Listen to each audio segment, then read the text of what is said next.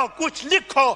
دنیا جا کر پرائم منسٹر صاحب کہتے ہیں کہ میں گیا جناب والا ادھر جاپان, وہاں پہ ایک کارخانے سے آواز آ رہی تھی چوں چوں چوں چوں چوں چوں. کہتا ہے اس طرح ملک ترقی کرتے ہیں. 88% 88% پاکستانیوں کے محب ترین لیڈر کو آپ جیل میں رکھو اور چور اچک کے آ کر اگر حکومت کریں گے تو اکانومی کا تو بیڑا غرق ہونا ہی تھا, جو کہ ہو رہا.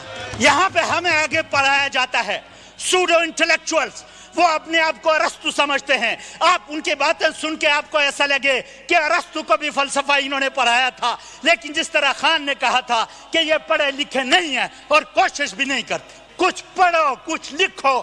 دنیا جا کر پرائم منسٹر صاحب کہتے ہیں کہ میں گیا جناب والا ادھر جاپان, وہاں پہ ایک کارخانے سے آواز آ رہی تھی چوں چوں چوں. کہتا ہے اس طرح ملک ترقی کرتے ہیں. اب بھائی چوں چوں سے ترقی نہیں ہوتی.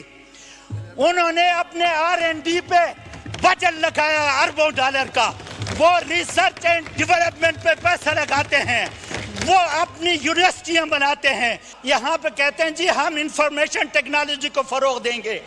آپ نے ایک ٹویٹر بند کیا ہوا ہے 9-10 مہینوں سے, وی پی این لگا کر پوری کابینہ ٹویٹر پہ میسیجنگ کرتی ہے. شرم ان کو نہیں آتی. قانون نہ, اگر وہ قانون بدترین قانون بھی ہے تو اس کو آپ اپنے پہ تو لاگو کرو.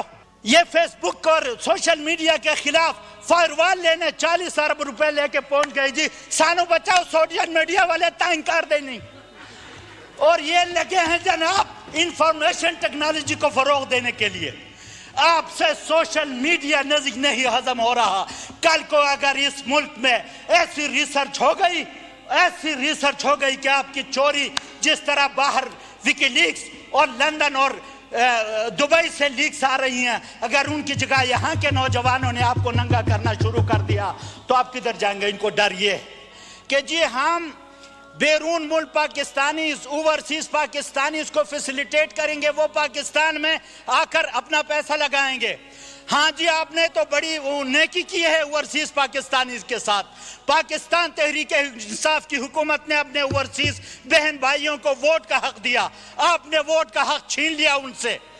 آپ کس منہ سے آپ ان اوورسیز پاکستانی کو کہتے ہیں کہ آپ آ کے یہاں پہ وہ کریں, سرمایہ کاری کریں؟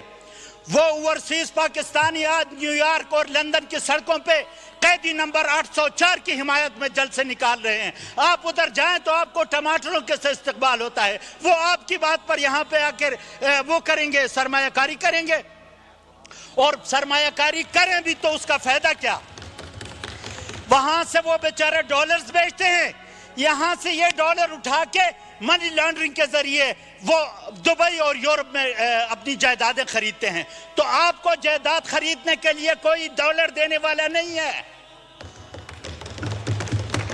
یہ پاکستان کے لیے یہ ڈالر, یہ ہمارے جو بھائی بہنیں پاکستان سے باہر بیٹھے ہیں وہ پاکستان کے خلاف کے خاطر قربانی دینے کے لیے تیار ہیں. وہ فارم 47 گروپ 47 کو پیسے دینے کے لیے نہیں تیار. اس لیے یہ خاطر جمع رکھیں کہ ان کی بات پہ نہ کوئی انٹرنیشنل ایجنسی, نہ کوئی بیرون ملک, نہ بیرون ملک پاکستانی کوئی ان کی بات پہ اعتبار کر سکتا. جناب والا آج ہر کوئی مان رہا ہے, میں بار بار یہ کہتا ہوں کہ پاکستان اکنامک کرائسس میں ہے, لیکن یہ اکنامک کرائسس سر ابھی کی نہیں ہے. یہ جب PDM-1 کی وہ شروعات ہوئی وہاں سے یہ کرائسس شروع ہوا. ان لوگوں کو جو پاکستان کو ترقی کی راہ پہ نہیں دیکھنا چاہتے تھے, 6% اکنامک گروتھ جا رہی تھی, انڈسٹری بہترین طریقے سے آپریٹ ہو رہی تھی, کرنٹ خسارہ کم ہو رہا تھا, اوورسیز پاکستانیز پاکستان میں انویسٹمنٹ کر رہے تھے.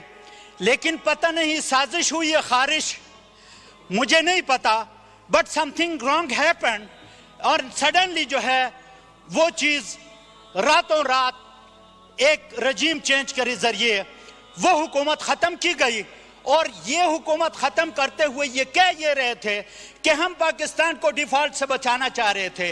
جب 6% گروتھ ہو رہی تھی تو پاکستان ان کے مطابق ڈیفالٹ کر رہا تھا, اور جب -2 پہ چلے گیا پاکستان تو پاکستان ڈیفالٹ سے بچ گیا تھا. یہ ان کی فلسفی ہے. اور یہاں پہ جو لوگ کہہ رہے تھے, جو سوڈو انٹلیکچوئلز, کہ پاکستان کو ہم کرائسس سے بچا رہے ہیں, آج پاکستان سے باہر کوئی ایک دروازہ ایسا نہیں ہے جہاں پہ جا کے انہوں نے خیرات نہ مانگی ہو. اس طرح ڈیفالٹ سے بچایا جاتا ہے. ڈیفالٹ سے بچانے کے بجائے آپ تو پاکستان کو ڈیفالٹ کرنے جا رہے ہیں. سر یہ ایم ہی نہیں ہوا. یہ عام طور پر ہم سڑک